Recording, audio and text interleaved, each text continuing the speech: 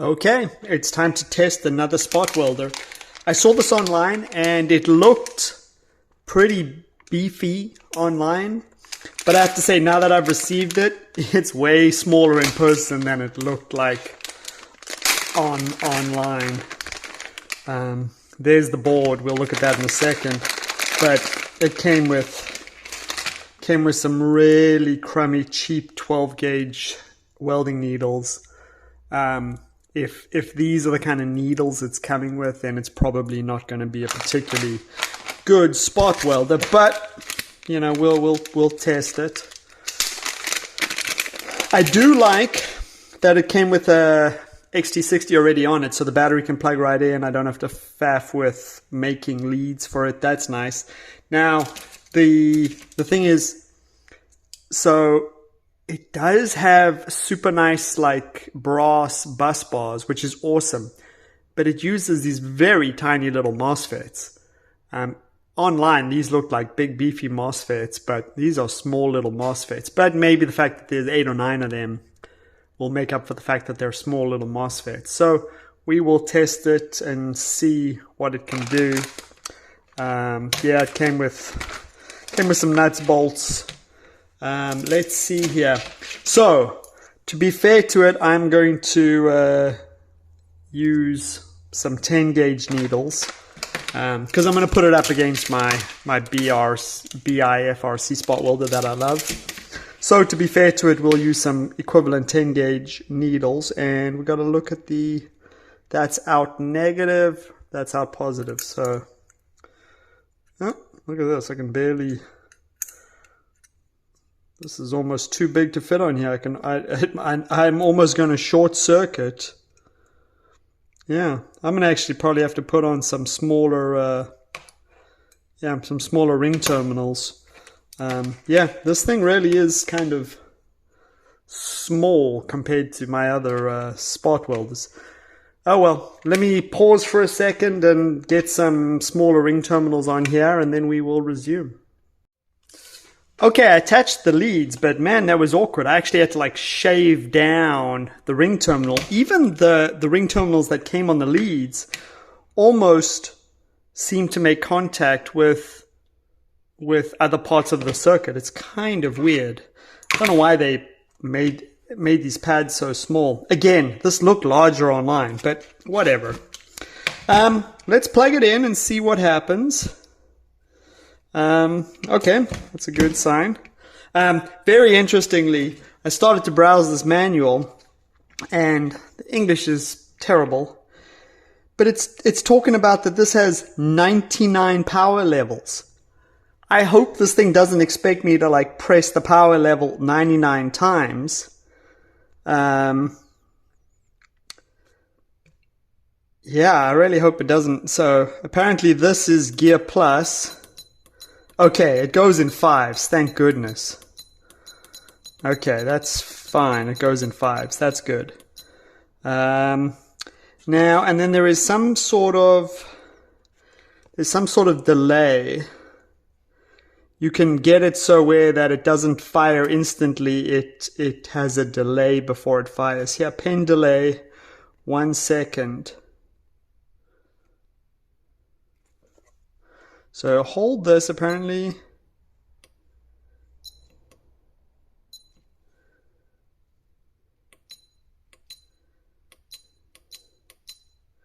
Says we want R0. That looks like an A to me. I don't know. Yeah, I really don't know. Okay, so P, according to the menu, is power mode. There is a 1, 2, and a 3. So we're actually on the middle power mode, even though there's also power percent, you know, 1 to 100 power percentage. We're also on number 2 power mode. And this, according to the manual, it's supposed to have an R, but I think it's this A. A1 means there's a 1 second delay when you put the needles down. Or, you know, let's just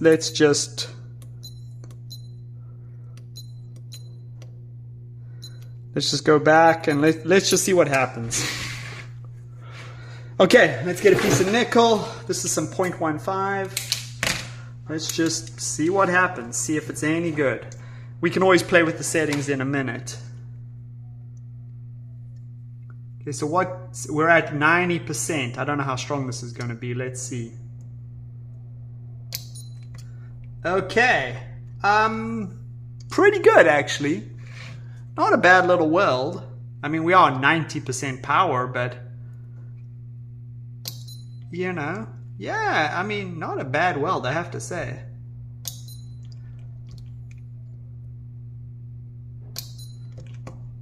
I mean, I actually think I could turn that down a little bit. Let's reduce this.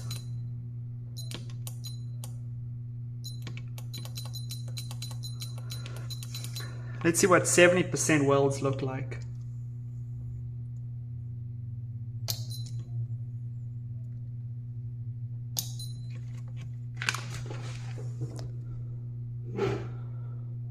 Those are not bad welds at all.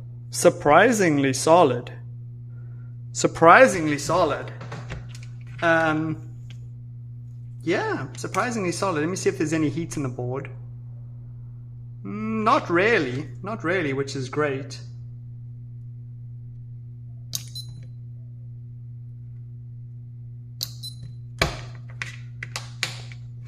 That is, I mean, that is a good weld. I'm going to try to rip that off.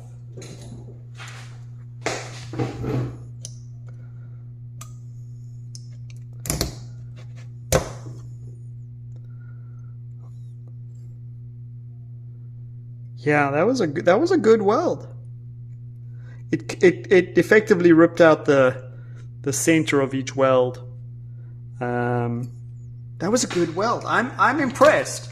Like I said, at first I was skeptical because it was smaller in person than I was expecting. But that is surprisingly competent.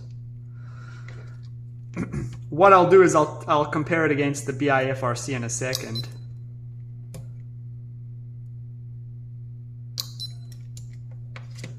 Yep, good welds. I think it can go back up a little bit. I think I like 90%.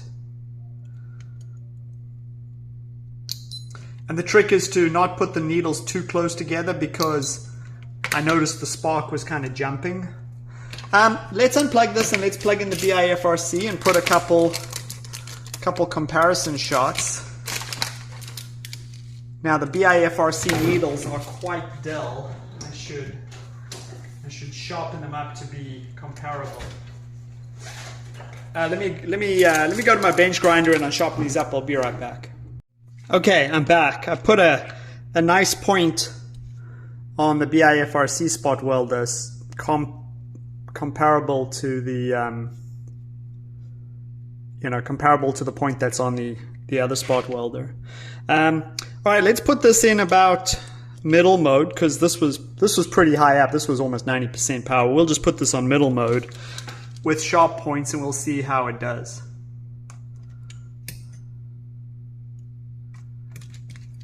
Oh, interesting. Did a good spot weld, but it didn't stick.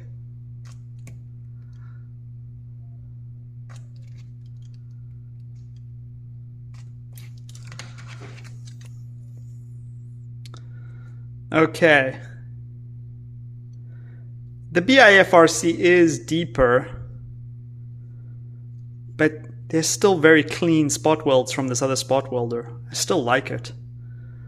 Let's go back to this new spot welder, and there was a super power mode, which was if you go into menu, P, and you go to 3, that is super power mode. Don't know how that's different than regular power mode, but let's see if it does make a difference to the actual spot welds. So same power mode, okay, same power mode. Let me zoom you in.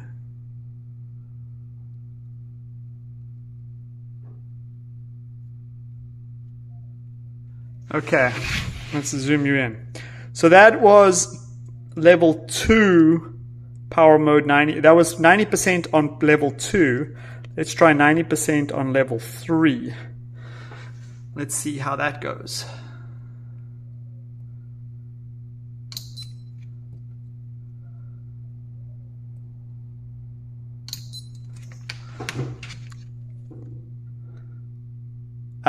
Yeah, I mean, these are both 90% mode.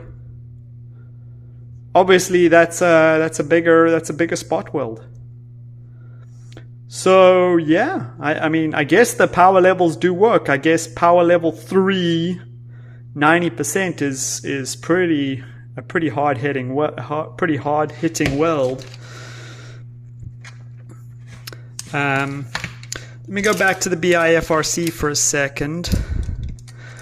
Do a couple neater, and again, I'm only at about 50% right now on the BIFRC. Let's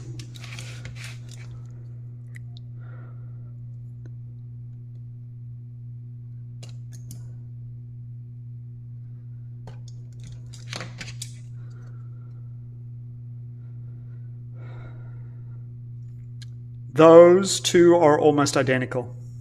Now again, this is max power level, 90% power. This is 50% power on the BIFRC. So the BIFRC can go much higher in power, but that's good penetration. I mean, that's the kind of weld you want to build a battery with. So that new battery is good. Now I will show you, I will take the BIFRC up to max power over here, and we can just about blow through the cell with this. Oh yeah,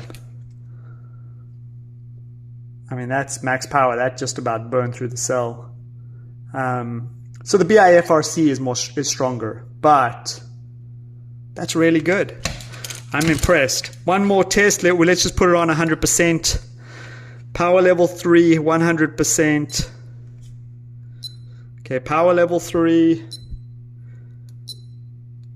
100%. Let's see what happens. Keep you in frame so you can see.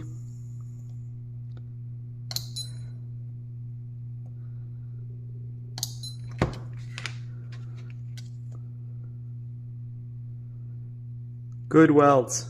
Good welds. You can definitely see it is bigger than the 90% level. So the power control does work. I have to say, interesting. So this board is still significantly cooler than the BIFRC, and the BIFRC's done a quarter of the welds that this has, and this is cooler. And this has heatsink fans, heatsink coolers. This has nothing. And this is cooler. It's probably all this big brass bus bars that they're using. So, let me reset the zoom here.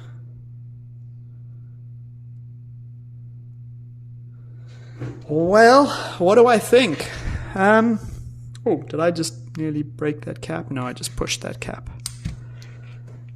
I'm impressed. I'm impressed. I mean, these needles are garbage. They're the wimpiest needles of just about any spot welder. But you make your own needles with a couple 10 gauge wires. And this is actually quite a good spot welder. I love the BIFRC because it, sometimes you just need the extra power that this can produce. But this thing gets so hot so quickly, you can't do a lot of spot welds with it. This thing has potential. And I mean, I like the digital control. This thing uses colored lights, and I can never remember what colored light represents what power. This thing, 50%, 70%, 100%, whatever you need. And like I said, it's got an internal stage 1, stage 2, stage 3 power setting. These copper, these brass bus bars are beefy and can take some current.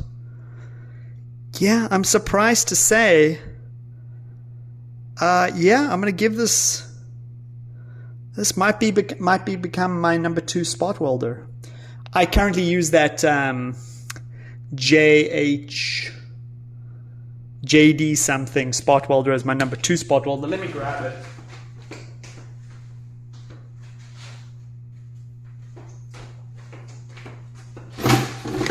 This JQ is my number 2 spot welder. And I mean, you can see they did a good job of giving you big traces on the board. But technically, you know, and you can see this uses 6 large MOSFETs. This uses 9, I think it's 9, 4, no, it's 8 small MOSFETs. But with these big brass bus bars, this thing seems to push some current. Yeah, I'm on the fence. I do think that this can hit harder than this. So as long as this thing lasts, I think this might become my new, you know, number 2 spot welder. You know, I always have 2 spot welders because sometimes you need to go through multiple layers of nickel and you need the power that this can deliver. But this thing gets so hot so quickly, you can't do a large battery with it. So I always do, you know, most of my spot welds with my number 2 spot welder and then finish off some of the nickel on nickel connections with the BIFRC. And I think this is my number 2 spot welder now. I don't think it's the JQ anymore. The JQ is great. This is better. Yeah, I'm thoroughly impressed. Well done. Let's see if this even has a name on it, since we've named all these other spot welders. That's the BIFRC. This is the JQ. This does not seem to have a name on it, but I do have the link for it, so I'll get the link for you guys. I have to say, I like it. It's grown on me. Nice.